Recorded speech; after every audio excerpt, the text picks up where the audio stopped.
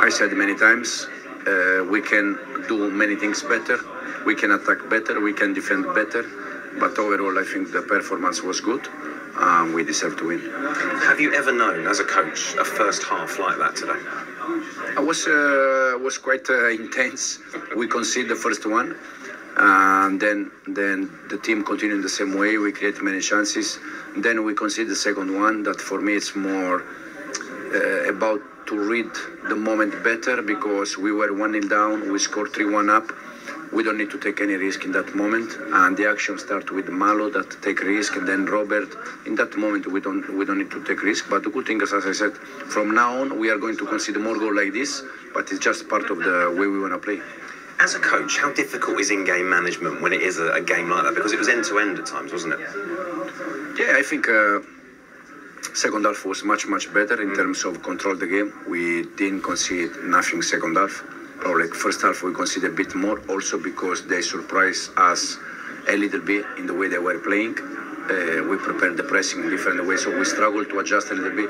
And then I think second half, we completely controlled the game. A word on Cole Palmer. Wasn't a bad first half, but you were saying he could have even scored more, couldn't he? No, he scored 4, he could score more. No, but I said many times, for Cole, the most important thing is that he enjoys football. He has not to feel the pressure in his shoulder that he has to score or assist every game. He has just to enjoy football. And Cole, you can see that he loves football. He certainly does. You've known him a long time. How special a talent do you think he is? He's top. You can see that. But the best thing he has for me is that he's a very simple guy. In the way he was 3-4 years ago, he's exactly in the same way. Never changed, doesn't change.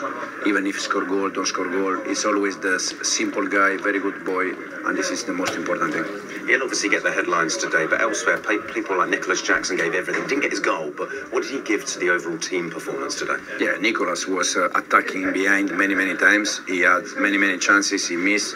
But no matter, the most important thing is to create chances, and then at the end we are going to score goals.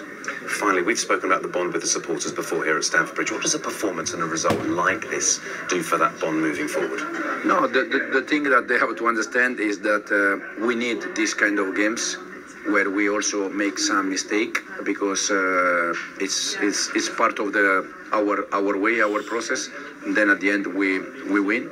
But I was very happy today to share with them 3 points. Cole, first of all, congratulations. Where to start? What an afternoon. How are you feeling? Yeah, delighted with the 3 points especially, and the 4 goals. It's not a bad afternoon. An incredible first half. I mean, you are the first player to score 4 in a Premier League game. I mean, what does that mean to you?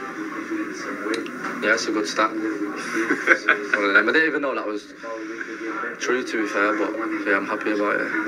It was an incredible game. It was end-to-end. It felt like that first half could have been anything. What was it like to play in?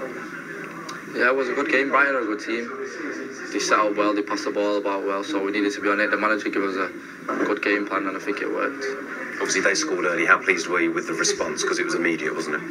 Yeah, we started slow, but we knew we'd get chances. It's just about taking them. On another day, we could have scored 8 or 9.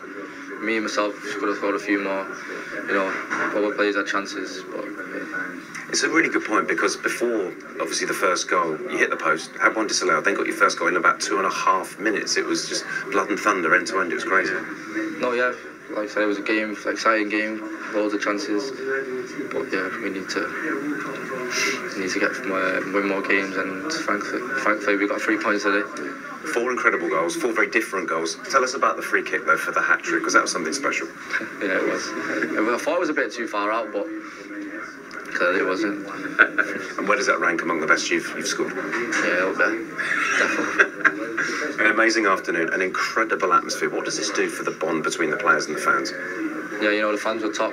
They're always good, to be fair, so hopefully we put performances like that and they keep singing. It was an incredible performance. How much are you enjoying playing under Enzo Maresca? Yeah, you know, I know Enzo from obviously my time at City. Everyone knows how much of a good manager he is, and I think everyone will see it too. And the open, expansive, attacking play, and there are so many attacking threats in this team, aren't there? Yeah, there's loads of players. Even a bit. Mate. Maybe. I mean, it's very difficult. I mean, it's a nice problem to have. You're Maresca, but you've got so many players. I think it's such an unbalanced squad. Sorry, they've got a lot of players, a lot of number 10s, a lot of wide players. A lot of them won't kick the ball. But he makes big decisions. He's got a clear identity of how he wants to play. He's taken his group away, hasn't he? He's done what lots of people were suggesting. He has, and it's the only thing he can do. And he probably doesn't want to do that, but he can't have anyone with negative mindset coming into his group. He has to stick to the 25 what he's picked and chosen for the Premier League, and they're repaying him. I think it really helps when you get a solid back four. I think Gusto's out injured. He's a big miss. Disasi went in last week. He left him out again this week. But I think he's got good types in there now. And the more they play together, the more continuity you're going to get and the chances they create. And if Jackson starts scoring on a regular basis, as we've seen, his confidence is high at the moment, they could push up that table. I'm not sure what their target and their aspirations are.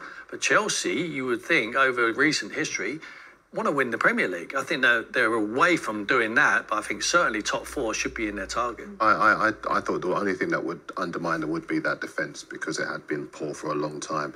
But I think that's only their second clean sheet in 18 Premier League games away from home. Yeah. And that's a good sign. That obviously they were fortunate to beat Bournemouth 9 days ago now, because Bournemouth had the penalty, they missed it. Had they scored, it would have been a very different game. But they had a clean sheet there, the clean sheet against West Ham, and they're starting to click. This looks relatively, and I know Brighton are, not the easiest team to come up against. They've got the Liverpool game in there, and Forest can cause teams problems on their day. It just doesn't look like the worst run of fixtures for Chelsea over the next few weeks, though, does it? It doesn't, no. And what you see with Chelsea is that they're starting to click in a way that if you turn up like West Ham, they go to West Ham and that's what West Ham are with Palmer, with Jackson in that kind of form, with Sancho, with this new lease of life, with everything with Casado, the way they're playing. Yes, they have to get some more familiarity in that back. They will dismantle teams. It depends on what we see when they play.